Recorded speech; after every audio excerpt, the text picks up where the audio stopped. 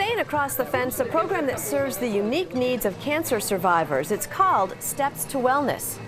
The program blends exercise and education with medical and physical evaluations. Good afternoon and thanks for joining us. I'm Judy Simpson. Doctors at the Vermont Cancer Center, Fletcher Allen Healthcare, and UVM's College of Medicine have created Steps to Wellness. It's a medically supervised program that's addressing the needs of the growing number of cancer survivors. To find out more, I'm joined by two doctors who've been instrumental in Steps to Wellness. I want to welcome Dr. Kim Dittis and Dr. Patty O'Brien. Thanks so much for being with us. Now, before we get into the specifics of Steps to Wellness, I'd like to get some important background information. Kim, what is exercise and rehabilitation after cancer treatment? Why is that so important? So our cancer therapies have really come a long way in terms of improving overall survival, but cancer therapy is not without collateral damage, and so our treatments do result in impairments, and so some of our local treatments can result in range of motion deficits and chemotherapy, and it can be quite debilitating, being associated with a decrease in fitness and decrease in strength, and there are latent lingering effects related to cancer therapy, such as fatigue and impaired quality of life. And so all of these aspects can actually be rehabilitated with exercise and interventions to improve them. So really, it's the evolution of oncology rehabilitation that's led to Steps to Wellness. Yeah, that's right. And so oncology rehabilitation is really a new concept. Cardiac rehab and pulmonary rehab have been around for quite some time, but oncology rehabilitation is starting to take ground. And we've just called our oncology rehabilitation program Steps to Wellness. Mm-hmm. And so what is Steps to Wellness? So our program is a unique program because it takes place within our cardiac rehabilitation facility. Mm-hmm. And so cancer survivors, generally when they're done with treatment, come out to Tilley Drive, where we're located, and they receive a medical evaluation where we review their latent lingering effects. Perhaps they need some additional evaluations by pulmonologists or cardiologists or something like that. Mm-hmm. And so I think that's important to mention, is that it's supervised. Right, and so they receive a physical therapy evaluation as well, and then once they pass those steps, they are able to participate in the exercise program, which is twice a week out at Tilley Drive. There are exercise trainers who supervise the program and progress them through resistance training and aerobic training. Mm-hmm. And now, Patty, you've been working with Kim on this at Fletcher Allen for about 3 years now. Tell me, what aspects of this have changed over time? Well, when we first started off, we started with a very small, more uniform population, and it was all breast cancer survivors who had finished their treatment. And that was just to try to get a group that had the same needs. But now it's open to everybody, so people can have any type of cancer. They can have a solid tumor like a colon cancer or a hematologic malignancy. They can be of any age. We've had young adults in their 20s there. We've had people in their 80s there. So we really want everybody who needs rehabilitation. So you just need to be able to pass the fitness tests to get into the group program. But if you don't pass those tests, then we work with you one-on-one to get you ready to pass the tests. And so tell me a little bit about why, obviously, it's important for your body, but it's also important, I would think, for your attitude, too, to be part of this. It's really fun to see people sort of blossom. So they may come, and some of them have never been to a gym before. I mean, some people come in and they're like, oh, I'm in a gym. They've just never Well, it can be a little intimidating. Yeah, and, they may be coming in feeling very frail. They may be bald. They really feel out of their element. But they get the support of the trainers and the other people in the program. And you can see them kind of take hold and take some empowerment and control over things. And then other people have been, exercising all their life. They're very fit, but they've never had cancer before. And so they need the support of the group, and everybody sort of helps each other out. So there's really nice relationships that grow. And people go to the gym together afterwards, is our hope that this will be a lifelong commitment. Mm-hmm. And so, Kim, you've done some really interesting research that sheds some light on the importance of a program like Steps to Wellness, and you brought along some key slides for your research. Right, and so when we set up Oncology Rehabilitation, we decided that it was very important to take measurements to see how well the program resulted in improvements. And so some of the interesting things that we have found based on this is that when individuals enter the program, in particular breast cancer survivors, they're quite profoundly weak, and so compared to individuals who are their same age, they are at less than the 10th percentile, so basically very poor in terms of strength, and that's over 80% of individuals. And similarly for leg press, they're either, over 80% of them are either poor or very poor as well. And it makes a little bit of sense that a breast cancer survivor who has interventions in their upper extremity would be weaker there, but they're profoundly weak.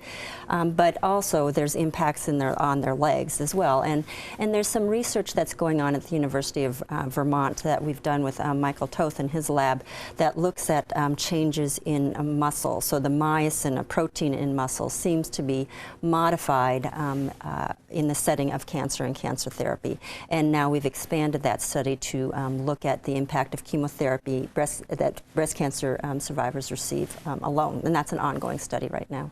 And so tell me too a little bit about, are patients really surprised to see how weak they are after these treatments?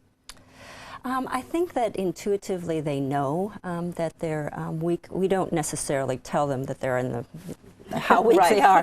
But one of the things that we really try to do is show them the improvements that they see, that we see. And so the same testing is done after they complete the program.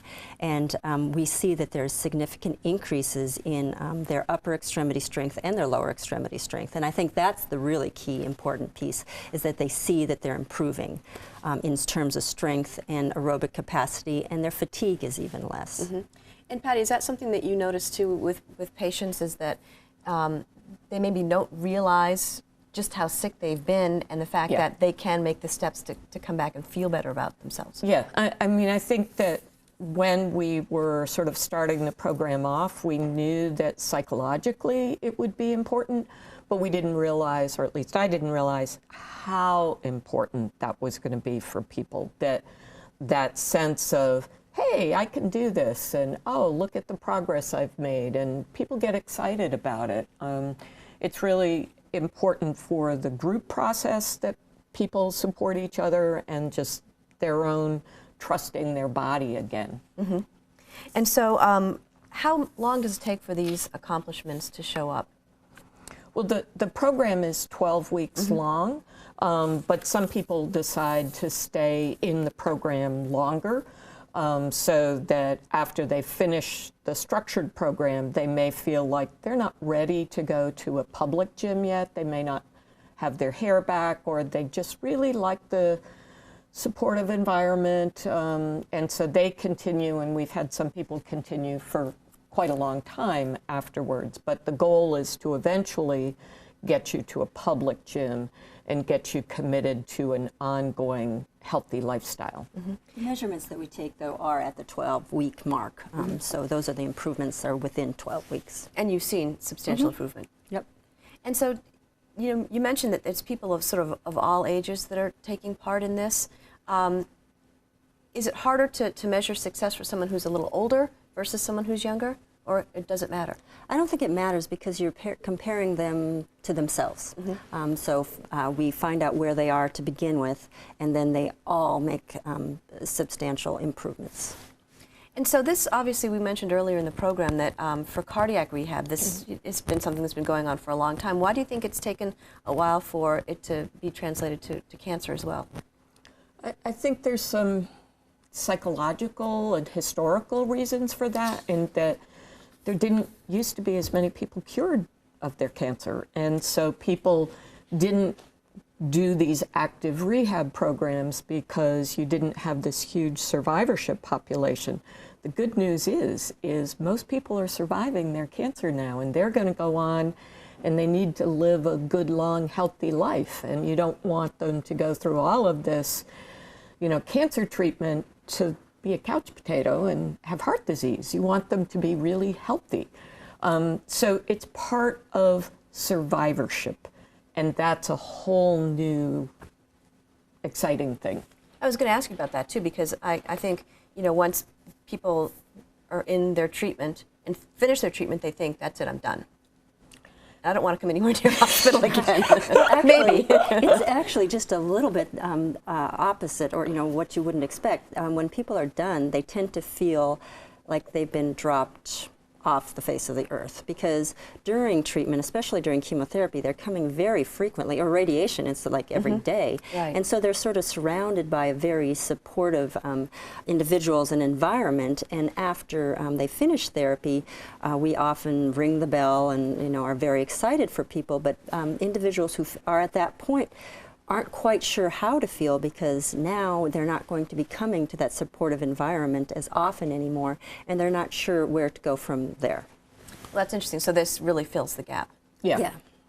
There's something called sort of a post-treatment anxiety. So people have finished their active treatment, but they haven't really moved on in their life yet, and this really helps them feel secure, like, hey, I'm being seen, I'm being well, I'm moving forward with my life.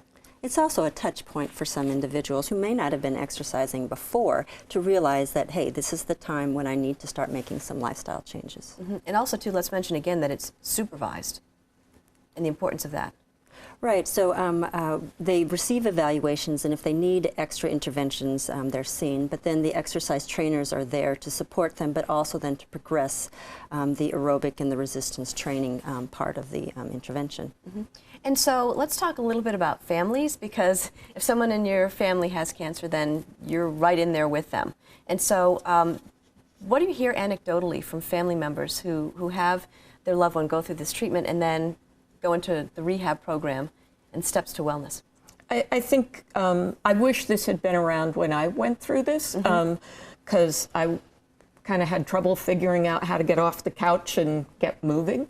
So I think it's really, you see families driving their family member there and, you know, leaving them off and, oh, you know, have a nice workout, and, you know, and then by the end people are driving themselves there, and, you know, it's just a nice change in attitude about themselves and feeling more secure with their body. I mean, a lot of people feel really, you know, when you're bald and you're weak and it's a lot of changes. Yeah, you just don't feel so hot about yourself. And, you know, when you're pumping and talking about how hard you pushed, you know, it really changes your attitude. And so it's neat to see that change. And being able to do that with other people around you who are going through the same thing.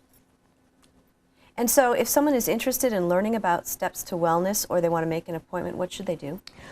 They can schedule an appointment by calling 802-847-9852, or they can use the toll-free number for Fletcher Allen, which is 1-800-358-1144. I'll say that again, 1-800-358-1144, and they can be at any point in their cancer treatment. They can be at any point in their physical ability, and we'll help them get to the point that they would be ready to enter this program.